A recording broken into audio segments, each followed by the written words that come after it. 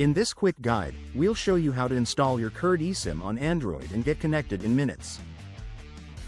Step 1. Open Settings, tap Connections, then select SIM Manager. On some Android devices, this may appear as Network and Internet or SIMs. Tap Add eSIM to continue. Step 2. Tap Add to start the eSIM setup.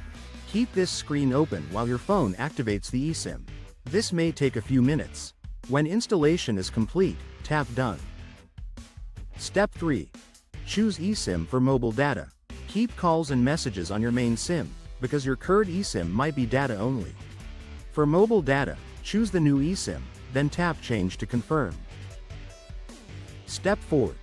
Turn on data roaming. Open Connections, go to Mobile Networks, and make sure data roaming is turned on. Roaming must be enabled for your eSIM to connect properly.